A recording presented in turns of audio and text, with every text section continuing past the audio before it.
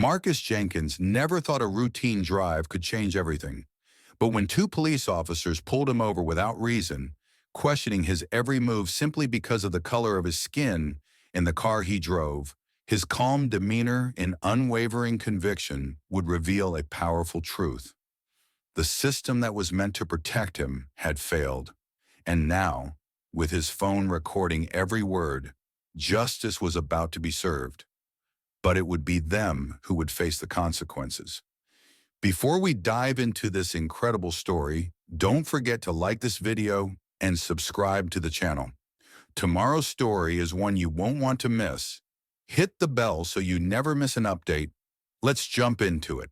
Marcus Jenkins, a seasoned federal judge in Chicago, was late again. His sleek black Mercedes glided smoothly down the city streets, the hum of the engine matching his steady pulse. As he navigated the familiar stretch of road, his thoughts were already racing ahead, mentally reviewing the cases he was scheduled to hear in the coming hours. The weight of a packed docket was heavy on his mind, but there was something else that lingered. The quick phone call with his wife, Allison, reminding him not to skip lunch again. It had been a hectic morning, papers scattered across his desk, a quick bite of coffee that never felt like enough, and an unexpected delay in his usual routine. His car inched forward, seamlessly blending into the flow of traffic, when something caught his eye. A fleeting glance at his dashboard, a small, nagging realization. He reached for his wallet to pay for parking at the downtown garage, but found nothing. A cold realization settled in his chest. The wallet was still at home. He swore softly under his breath, his hand brushing against the smooth lining of his jacket as he mentally retraced his steps. He'd rushed out this morning, juggling the papers and appointments, the coffee left half-finished on the counter.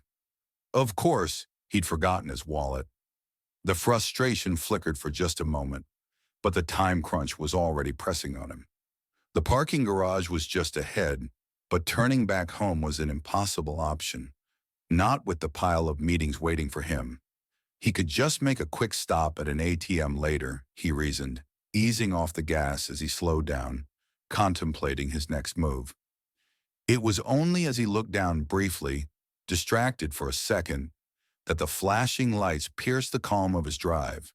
Blue and red, like a sudden strike in the rearview mirror. His heart didn't race. Instead, a familiar tension prickled along his spine. This was not his first encounter with law enforcement, and something deep inside knew the routine all too well.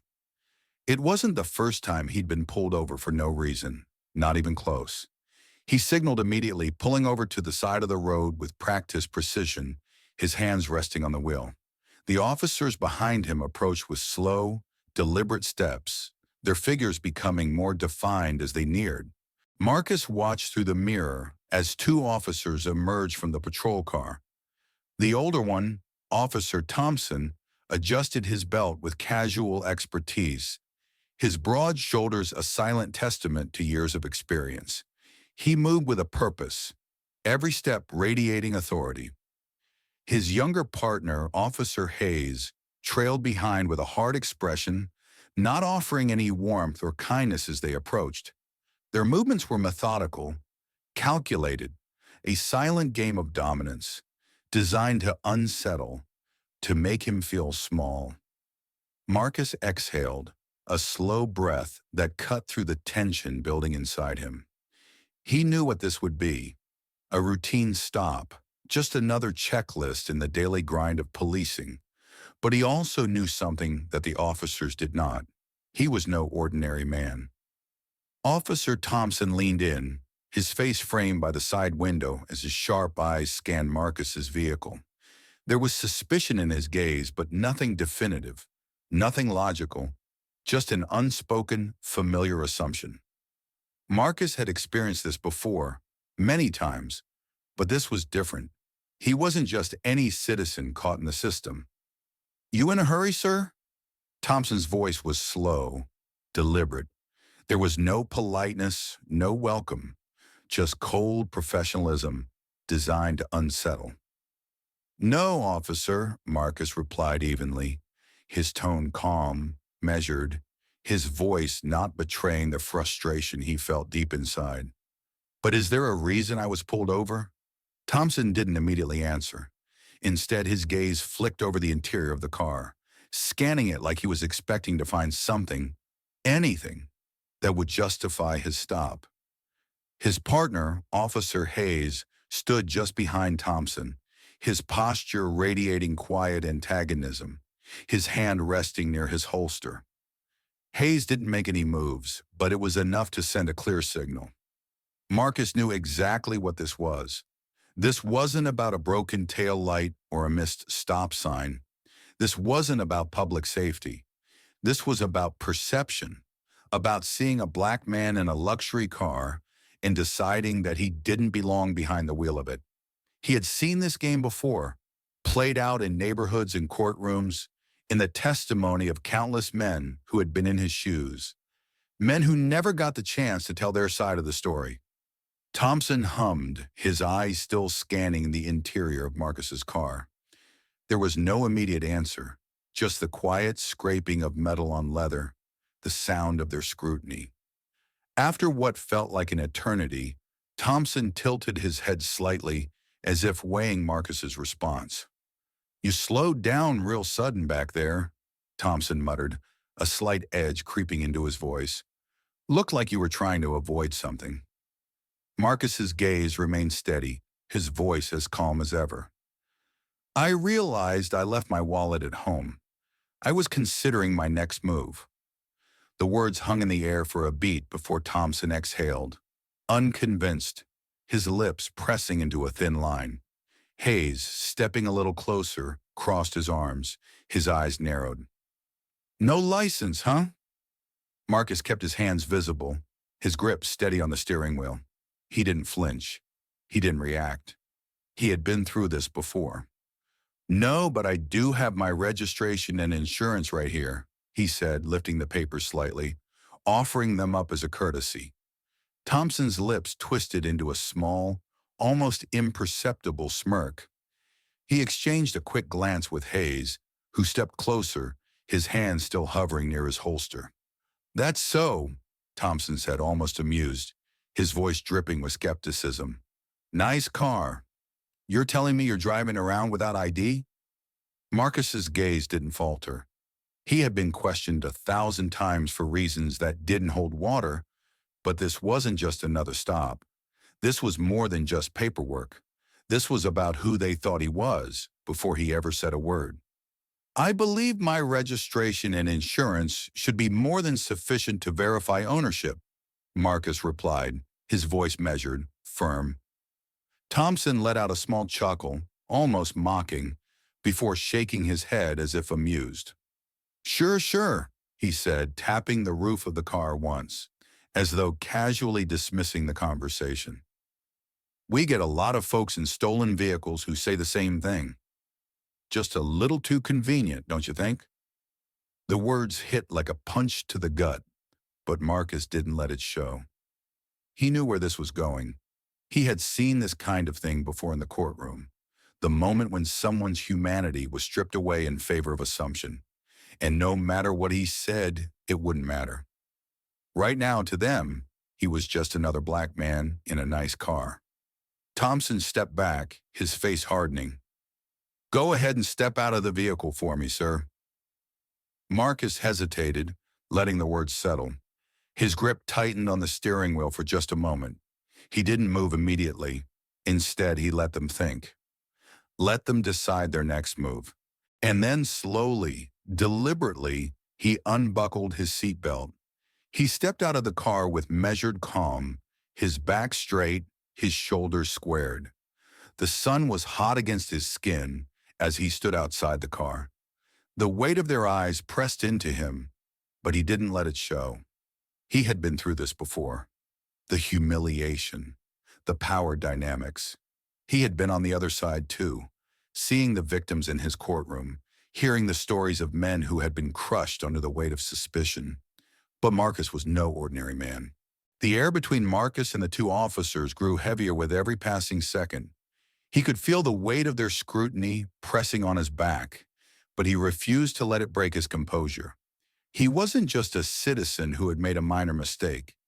He was someone with power, a judge who had seen the inner workings of the justice system, and yet here he was, caught in a situation where none of that seemed to matter. "Turn around and place your hands on the hood, sir," Officer Thompson commanded, his voice now taking on a colder edge. Marcus didn't flinch. He didn't say a word.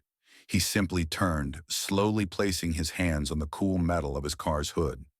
The movement was deliberate, an attempt to show them that he wouldn't back down. He had been in too many courtrooms, too many tense situations, to let his dignity slip now. He knew the drill. He had seen the videos. He knew how these stops turned out, especially for black men. Officer Hayes moved behind him, too close for comfort. The sound of his boots scraping on the pavement was almost deafening in the silence that hung in the air. Marcus could feel the heat of their presence, the aggressive stance of the officers that screamed intimidation. They didn't treat him as a man, but as a suspect, as a problem. Thompson took a step forward, closer to Marcus, invading his personal space with the intent of making him feel small. "We're going to do a quick search," he said, his voice low but full of authority. There was no please or may I, just an order, as though Marcus had no right to question it. "I trust you satisfied your concerns, officer," Marcus replied, his voice unwavering. The question hung in the air for a moment, but Thompson didn't respond immediately. Instead, he just began patting Marcus down with a roughness that felt less like a search and more like an assertion of power. His hands moved over Marcus's shoulders, down his arms and across his torso. Marcus clenched his jaw but didn't move. He had dealt with far worse in his courtroom, and while this was frustrating, he would not let them see his frustration. Not yet.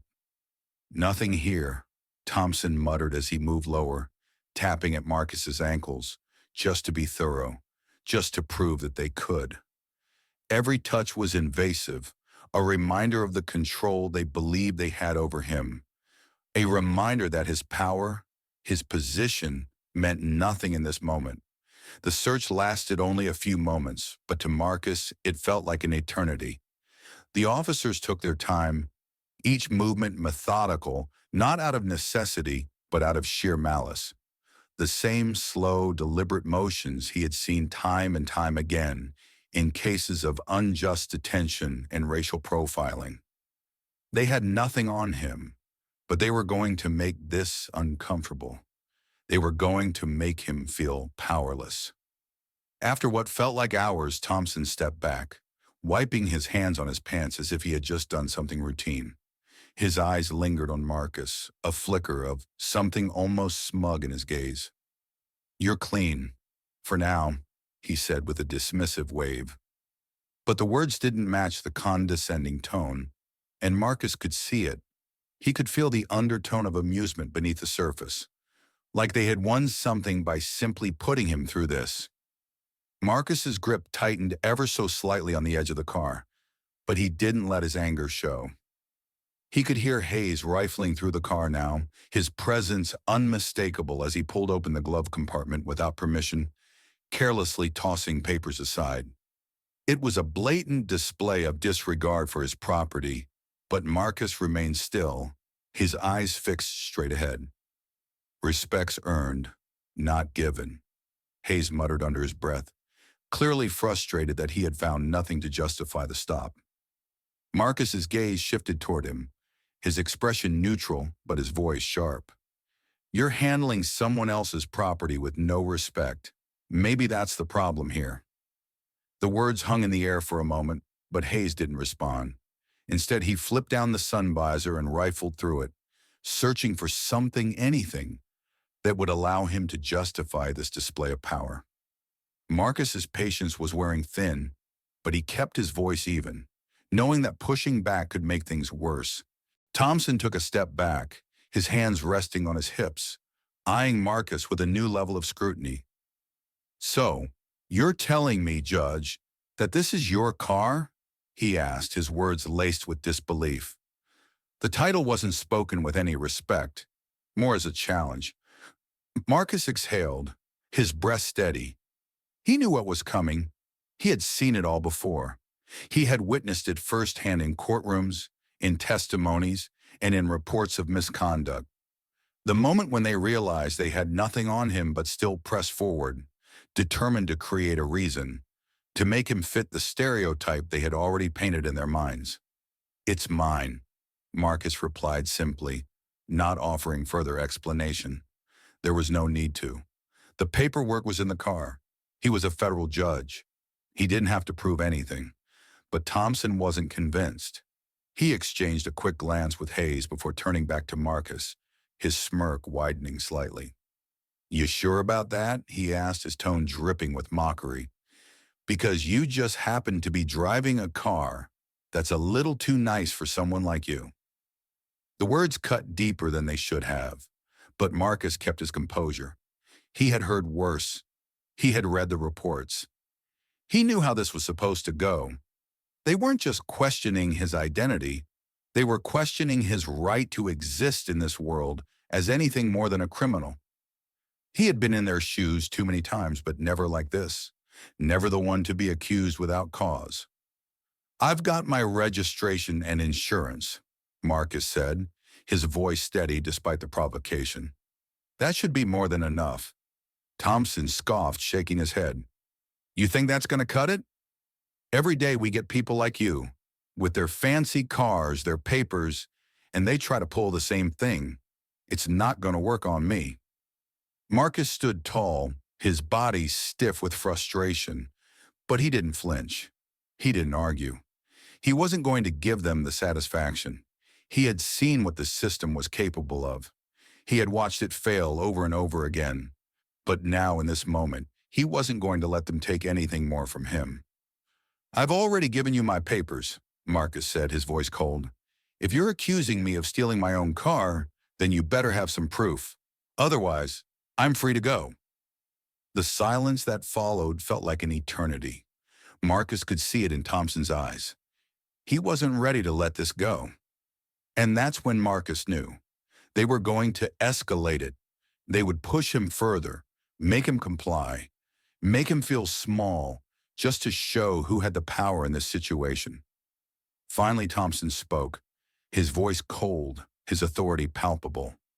"Step out of the car, Judge."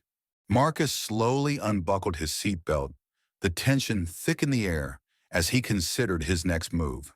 His hands were steady, but the cold weight of the situation pressed down on him like an anchor. The officers had made their assumptions, and now it felt like he was in the midst of an inevitable power struggle. The sun blazed down on him, but the heat from the officers' scrutiny was even more intense, a searing reminder of the moment he was in. As he stepped out of the car, his feet hit the pavement with a quiet certainty. The world around him seemed to slow. The street sounds, the hum of traffic, the distant chatter, blurred into the background.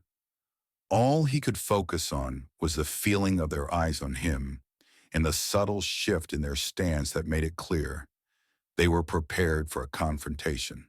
"Hands on the hood," Thompson ordered, his voice sharp, commanding. Marcus turned without hesitation, placing his hands on the cool metal of his car. His body was taut, muscles coiled as though bracing for something he already knew was coming. But he wasn't just another man. He was a federal judge, and he wasn't going to let them take his dignity. Officer Hayes approached from behind, standing too close for comfort. Marcus could hear the subtle rustle of his uniform, feel the heat radiating from him as he invaded his personal space. The younger officer moved like a predator, slow and deliberate, as if testing the boundaries of power, inching closer to force Marcus into submission. Marcus didn't budge. His fingers gripped the edge of the car, steady and unyielding. Thompson stepped in, closer this time. "You're not in the clear yet, Judge," he said, his tone dripping with condescension. "We're going to search you." Marcus held back a bitter laugh. "Search away," he replied, his voice calm but edged with a quiet resolve. "But I hope you understand that I know my rights." Thompson's eyes narrowed, and he stepped closer, invading Marcus's personal space. The familiar motion of the officer's hands as they began patting Marcus down was rough, but it wasn't the search itself that made Marcus's blood boil. It was the lack of respect. It was the fact that they didn't see him as a man. They saw him as a problem, a threat that needed to be controlled. A black man in a nice car, which in their eyes couldn't possibly belong to him.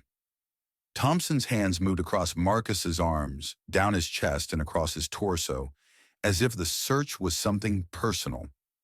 The movement felt less like a search and more like an assertion of power, an attempt to remind him that in this moment, he was powerless, despite the legal power he held. Marcus clenched his jaw, but he didn't flinch. He had been through this before. This wasn't the first time he had been profiled. It wasn't even the first time he had been questioned unjustly by law enforcement. But it was different now. He was no longer the passive observer. He was the one being humiliated, and he wasn't going to let them win. "Nothing," Thompson muttered as he patted Marcus's ankles, making sure to drag out the process just to prove a point. The officers didn't find anything, because there was nothing to find. But that didn't stop them. There was no apology, no acknowledgement of their mistake. Instead, Thompson just stepped back, as if it was a job well done. "You're clean," he said with a half shrug, his voice laced with mockery. Marcus didn't let his frustration show. He remained calm, his back straight, his breath steady. But the anger simmered beneath the surface, threatening to break through. He was tired of this, tired of the disrespect, tired of being treated like a suspect in his own life. He had been a judge for years, respected in the courtroom, yet here he was, just another black man caught in the crosshairs of a system that hadn't changed. As Thompson stepped back, Marcus could feel Hayes' presence like a weight at his back. He could hear the rustle of papers as Hayes rummaged through the glove compartment, tossing the documents around as though they meant nothing. There was no care, no respect for personal property, just an invasion of his space, an assertion of their authority. It was deliberate, calculated, designed to intimidate him into silence. "Respect's earned, not given," Marcus said quietly, his voice sharp as he watched Hayes toss the papers back into the compartment without care. Hayes didn't look up. He simply muttered something under his breath and kept digging. It was clear that they had no intention of letting him go without making him feel their power. It wasn't about finding something. It was about showing him that they had control over him, over his body, over his life. Finally, after what seemed like an eternity, Hayes stopped. He stood up, his eyes flicking to Thompson, who was still watching Marcus. The officers exchanged a brief glance, and Marcus knew. This was going to escalate. They had already made up their minds. He wasn't just a man in their eyes. He was a problem, and they would find a way to prove it. "Is this your car?" Thompson asked, his voice dripping with disbelief as he eyed Marcus. There was a slight smirk on his face, as if he were daring Marcus to say something that would justify their assumptions. "It's mine," Marcus replied calmly, his voice steady. "I've already given you my registration and insurance. Is that not enough?" Thompson leaned in, his face just inches from Marcus's. "You sure about that?" He tapped the roof of the car twice, the motion deliberate, almost taunting. "Because this is a pretty nice car for someone like you." The words hit harder than they should have. Marcus knew exactly what Thompson was implying. He didn't have to say it. The subtext was clear. A black man in a luxury car didn't fit their narrative. He was a threat. He was out of place. He didn't belong. Marcus took a deep breath. "I'm sure." But Thompson wasn't finished. He wasn't ready to let it go. "You know," he said, his voice lowering, "we get a lot of people who drive stolen cars, and they say the same thing. 'Oh, this is my car.' You expect us to believe that?" Marcus's patience was wearing thin, but he forced himself to stay calm. He had been in courtrooms for years dealing with men who were paid to twist words, to play games with truth. But this wasn't a courtroom. There were no witnesses. There was no judge. Just him and these two officers, whose authority had already been tarnished in his eyes. "Are you accusing me of stealing my own car, officer?" Marcus asked, his voice smooth but sharp. Thompson didn't respond right away. Instead, he just looked at Marcus for a moment, sizing him up as though he were waiting for Marcus to break, waiting for him to show that he was afraid. But Marcus didn't flinch. He wasn't going to give them the satisfaction. Finally, Thompson stepped back, and in a final attempt to prove his control, he commanded, "Step out of the car." Marcus paused for a moment, letting the words sink in. His gaze met Thompson's, unwavering, unblinking. It was a silent challenge, one that Thompson was too proud to back down from. Marcus knew what was coming next. He had seen this happen too many times before, but he wouldn't let it happen again without recording it. With deliberate calm, Marcus unbuckled his seatbelt and opened the door, stepping out onto the pavement. He knew this wasn't just about him anymore. It was about the hundreds of thousands of black men and women who had been treated the same way, who had been silenced, whose voices had been erased. He wasn't just going to let this moment slip away. Not this time. As he stood outside the car, hands still resting on the hood, he felt the familiar pressure of their eyes on him. But this time, it wasn't just about submitting. This time, it was about standing tall. And when he reached into his pocket and pulled out his phone, hitting record, the officers finally realized their mistake. They thought they were in control. They thought they had power over him. But Marcus Jenkins wasn't just another black man in a car. This time, he was taking control back. The cold metal of the handcuffs bit into Marcus's wrists as Officer Thompson's partner, Hayes, moved in, grabbing his arm with unnecessary force. The pressure around Marcus's wrists intensified with each step as they guided him toward the squad car. The officer's hands were rough, but Marcus kept his head high, his posture unyielding. He knew exactly what was happening, and though the injustice of the situation burned deep inside him, he refused to let them see it. The officers were trying to break him, trying to force a reaction, something they could use to justify their actions, to prove they were in control. But Marcus wasn't going to give them that satisfaction. His mind raced, calculating the exact moment he would reveal who he really was. He wasn't just any man. He was Judge Marcus Jenkins, a federal judge.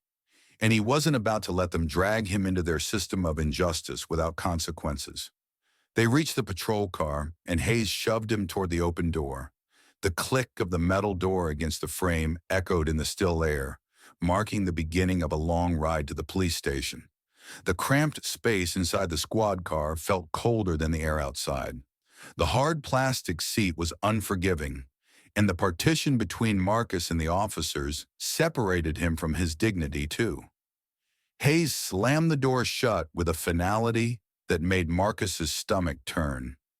He had been through many moments in his life that made him question the system he had worked to uphold, but nothing quite like this. Nothing that challenged his belief in the law so directly. From the front seat, Thompson turned to glance back at him.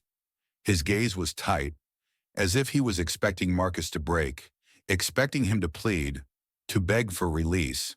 But Marcus remained silent, his eyes locked forward, watching the world blur outside the window as the car rumbled down the road. He had seen too many cases in his career where men, black men, had been humiliated and dragged through the system with no recourse, no justice. He had sat in the judge's chair, hearing the stories of victims who were caught in the web of an unjust system. Now it was his turn. "I gotta admit, you're making this easy on us, Judge," Thompson finally spoke, his tone casual, almost mocking. "Most guys in your position, they'd be kicking and screaming.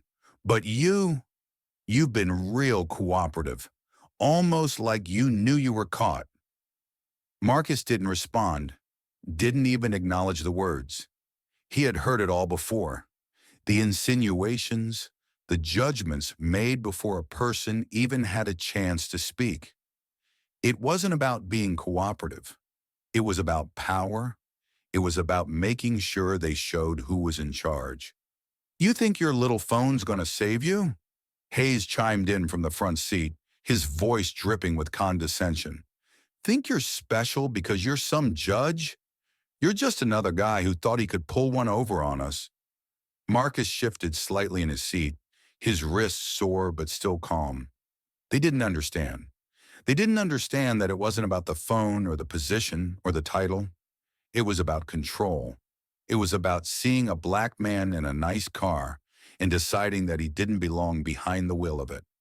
It was about deciding his worth based on the color of his skin. Hayes's words stung, but Marcus let them slide off him. The words that mattered now were the ones he would speak when the time was right. They had taken him into the back of their car, but they hadn't taken his spirit. They hadn't broken him. Minutes passed as the squad car rolled through the city streets, the silence between them growing heavier with each passing second. It was clear that the officers were beginning to grow frustrated, their arrogance giving way to uncertainty. They had expected this to be another routine stop, another easy arrest. But Marcus wasn't just another black man on the street. He wasn't just another person to subdue and humiliate. He was someone who had spent years studying the law, understanding its flaws and its potential for justice. And he wasn't about to let them use their badge to violate his rights. As the car turned onto the main road leading to the precinct, Marcus felt the weight of the moment settle deep into his chest. He wasn't just being arrested. He was being sent to a place where people like him had been crushed by the weight of their own skin, where men had been forced into silence, their dignity stripped away by officers who thought they were untouchable. But Marcus wasn't like them. He wasn't going to let them take his silence for weakness. The car slowed as it entered the precinct's parking lot, the tires scraping over the rough pavement. The heavy building loomed ahead, lit under the harsh fluorescent lights of the police station. It looked as ordinary as any other police precinct, with its faded brick walls and the occasional hum of an overhead light. But Marcus knew better. He had spent too many years in courtrooms, too many years fighting for justice, to believe that any place marked by the police could be neutral. There was a history here, a deep-seated culture of bias, and it had a way of working its way into every corner of the institution. The squad car came to a stop and the door opened. Hayes was the first to step out, his hand reaching back to pull Marcus out of the car. The motion was too quick, too rough, but Marcus didn't resist. He let the officers lead him into the precinct, his head held high, his eyes never wavering. Inside, the air was thick with the smell of stale coffee and disinfectant. The sound of paperwork being shuffled and phones ringing echoed through the lobby. It felt impersonal, like a factory for processing people, where individuals were turned into numbers and reports, their lives reduced to paperwork. It wasn't a place for justice. It was a place for the status quo. The officers led him through the hall, ignoring the other men who sat slouched on the benches, waiting to be processed. Their eyes didn't meet Marcus's.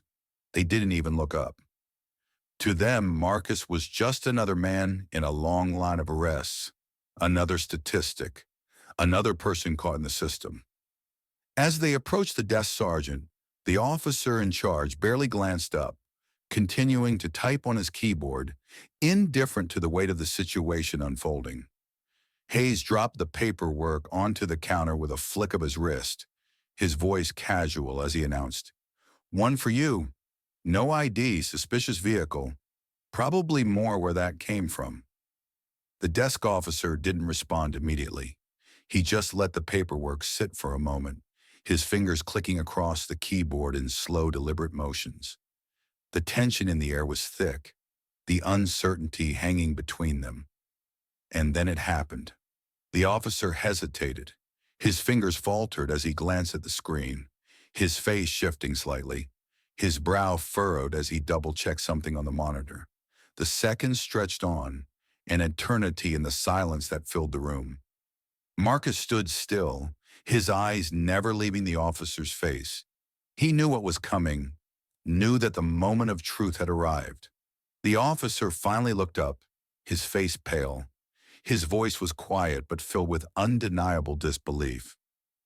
This is Judge Marcus Jenkins, a federal judge." The words hung in the air, heavy and suffocating. Hayes's posture stiffened, his grip tightening around the paperwork. Thompson's jaw clenched as he processed the sudden shift in the room. The reality of what had just happened settled over them like a wave, and Marcus, in the silence that followed, didn't speak a word. He didn't need to. He had already won. The tension in the room was thick, suffocating even. Officer Hayes stood frozen, his fingers trembling slightly as he glanced back and forth between Marcus and the screen, his face drained of color. Thompson's jaw was clenched so tight it looked like his teeth might crack under the pressure. Neither of them could look at Marcus directly. Instead, they focused on the desk officer, who was now staring at the computer screen with wide, disbelieving eyes. The realization of what had just happened had shaken them to the core. The man they had so casually pulled over and humiliated, the man they had treated with contempt, was no ordinary citizen. He was Judge Marcus Jenkins, a sitting federal judge, a fact that none of them had cared to verify before their misguided assumptions had spiraled out of control. Marcus stood there unflinching as he watched the chaos unfold in the officers' minds. He wasn't gloating, nor did he need to say a word. The silence, the realization of their mistake spoke volumes. They had crossed a line they could never uncross. There would be no walking away from this. The desk officer finally broke the silence, his voice small but clear. I just confirmed it. He's Judge Jenkins, federal court. Big case from last year." Thompson, the taller officer, took a deep breath, as though trying to steady himself. "No, this can't be right," he muttered, shaking his head slowly. We didn't know." The weight of his words hung heavily in the air, as if he were hoping, praying, that somehow this was all a mistake. But Marcus could see it in their eyes. They were caught. They had no excuses, no way to justify their actions. "Of course you didn't know," Marcus said quietly, his voice cutting through the tension like a blade. "Because it didn't matter to you, did it? Who I was. You saw me as just another black man in a nice car, and that was enough to make you decide I was guilty, without a shred of evidence." Hayes swallowed hard, his gaze flickering toward Thompson for reassurance. But Thompson had nothing to offer. The truth was out. They had pulled him over based on assumptions, stereotypes, and racial profiling. And now, as they stood there in the cold, sterile environment of the precinct, they had to come to terms with the reality of what they had done. Marcus wasn't going to let them off the hook, though. He knew that nothing would come of this if he didn't stand his ground. He had seen too many cases like this go ignored. Too many officers walk away with little more than a slap on the wrist. This time, it was different. This time, he wasn't just going to let it slide. He wasn't going to be another statistic, another case of abuse brushed under the rug. "What happens now?" Marcus asked, his tone steady but carrying an undertone of authority. "Are you going to apologize? Or are you just going to let this go like it's nothing? Like it's just another day on the job?" Thompson's eyes darted to the door, and Marcus could see the wheels turning in his head. He was trying to figure out how to spin this, how to explain his actions. But there was no explanation that would make any of this right. Not anymore. Before Thompson could respond, a new figure entered the room, a man with an air of authority that was immediately apparent. Captain Lawrence Brooks, a seasoned officer who had seen his fair share of controversy and misconduct, stepped into the scene with a stern look on his face. His uniform was impeccable, his posture rigid, but there was something in his eyes, something weary, as if he knew the damage had already been done. "Thompson, Hayes," Brooks said, his voice firm. "What the hell happened here?" The officers didn't answer immediately, their heads lowered in shame. Brooks's eyes scanned the room, his gaze landing on Marcus, who stood still, his hands still restrained in the cuffs, his back straight. "I know what you're thinking," Brooks continued, addressing the officers. "You thought you were doing your job, but this is not how we operate. This is a mistake, and I'm going to make sure it gets handled properly." Marcus nodded, his gaze unwavering. "It's about time someone took responsibility," he said, his voice laced with quiet frustration. "But don't think this ends here. Not by a long shot." Brooks turned to the desk officer, his tone more measured now. "Call internal affairs. I want this looked into immediately, and I want both of you," he pointed at Thompson and Hayes, "in my office for a full report by the end of the day. I'll deal with you two later." The officers stood frozen, their bodies rigid with discomfort. They had been caught, and there was no getting out of it. No amount of excuses could cover up what they had done. As Brooks turned his back on them, Marcus felt the slightest bit of relief. The system, as flawed as it was beginning to work for him. This wasn't the end of his fight. He knew that, but it was a start. The officers, now left to stew in their own guilt, remained silent as Marcus was escorted to a holding cell. The metal door clanged shut behind him with an unnerving finality. But even in that sterile gray room, Marcus's thoughts were calm. The cold, harsh reality of the situation had been replaced with a quiet sense of resolve. He wasn't a victim. He wasn't just another man caught in the system. He was a judge, and he had the power to make things right. A few minutes later, Marcus's attorney arrived. The firm handshake and calm words of reassurance were what Marcus needed in that moment. But he knew that the battle wasn't just with these two officers. It wasn't just about them, or even the police department. It was about something bigger, a system that allowed this type of racial profiling to go unchecked, time and time again. "Don't worry, Judge," the attorney said, his voice low but confident. "We'll get this sorted out. They're already in damage control mode, but we need to make sure they understand the full weight of their actions." Marcus didn't reply immediately. His eyes were fixed on the door, thinking about what would come next. He had already won this battle, but the war for justice was just beginning. He wasn't going to stop until things changed, until officers like Thompson and Hayes were held accountable for their actions. As he was escorted back to the processing room, the reality of the situation hit him once more. This was no longer just about one incident. It was about setting a precedent. It was about showing that no one, no matter their title or their position, could escape the consequences of their actions when they violated the rights of others. The system had to change, and Marcus Jenkins would be the one to make sure it did. The next few hours felt like a blur. Marcus sat in the holding cell, his mind racing as the minutes dragged on. But despite the cold, sterile environment, there was a quiet fire within him, a sense of purpose he hadn't fully realized until this moment. He had been caught in a system that had tried to break him, but now with every passing second, he felt more certain of his mission. This wasn't just about this moment, about the humiliating stop or the officer's mistakes. It was about something larger. It was about holding a mirror up to the broken system that had perpetuated injustice for far too long. As the hours wore on, Marcus's attorney worked tirelessly to ensure that the case would go public. There would be no quiet dismissal of what had happened, no brushing it under the rug like so many other cases of racial profiling and police misconduct. This time, it was going to be different. This time, he wasn't just another black man in the wrong place at the wrong time. He was a judge, and he would use the power of the courtroom to make sure the truth came out. When Marcus was finally released from the holding cell, he was met by a group of reporters outside the police precinct. The air was thick with anticipation, the streetlights casting sharp shadows across the gathered crowd. The cameras flashed, the microphones extended, and the questions came fast and furious. It was no surprise.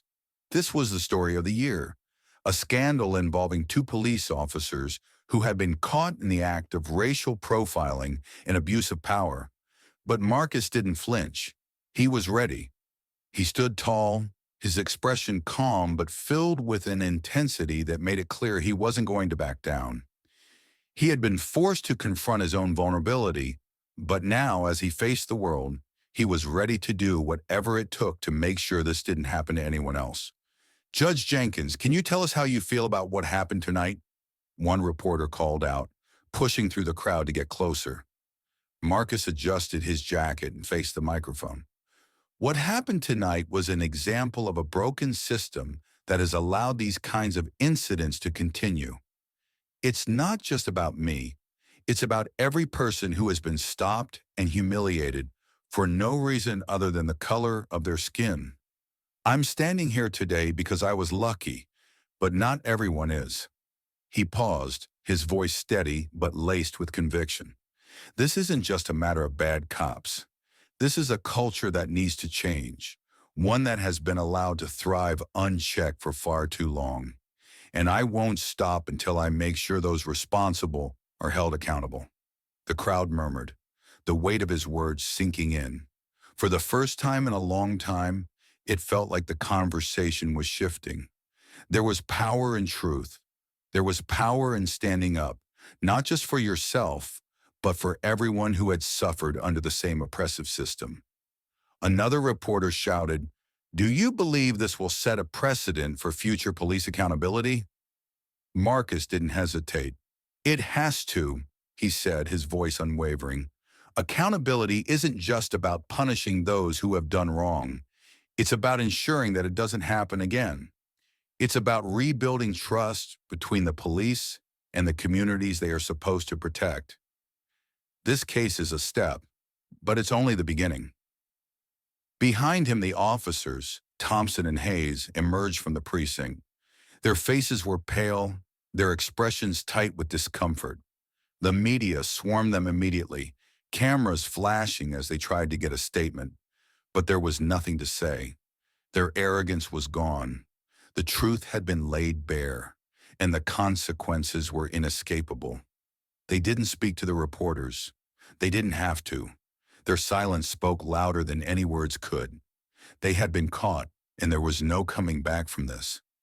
The damage was done. As Marcus watched them walk past, escorted by a few colleagues, his eyes narrowed slightly. There was a moment of quiet satisfaction within him, but it was fleeting. This wasn't a victory just for him. This was for every man and woman who had been treated as less than human simply because of their race. This was for every person who had been brutalized and silenced by those who were supposed to protect them. The press continued to shout questions, but Marcus stepped back, allowing the media to focus on the officers, now facing the consequences of their actions.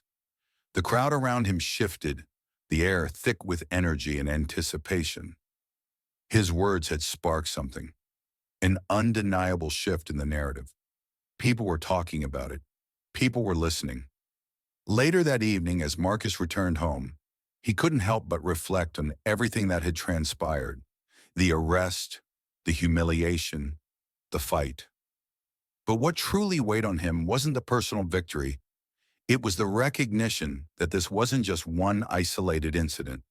It was part of a larger systemic issue that had festered for generations. The battle wasn't over. It had only just begun.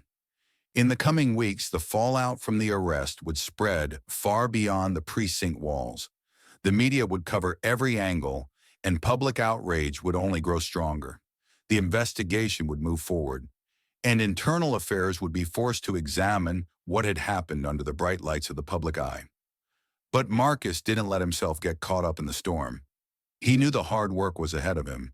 The real fight wasn't in the courtroom. It was in the streets. It was in the conversations that would follow. It was in the changes that would have to happen if there was ever going to be real justice. As Marcus sat down at his desk, his fingers resting lightly on the keyboard, he made a vow to himself. He wasn't just a judge. He wasn't just a man in a suit.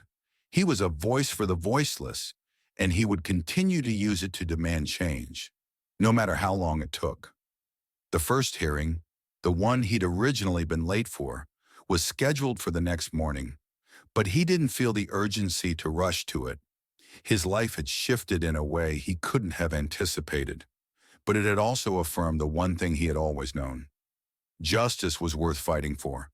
And now, with his reputation and his title on the line, Marcus Jenkins wasn't just a judge. He was a symbol of what could happen when one person stood up against a broken system. The fight for accountability was far from over, but for the first time, Marcus felt like he was part of something much larger. The world was watching, and the changes that had started in that precinct would ripple outward, touching everyone, everywhere. And this time, justice would not be denied.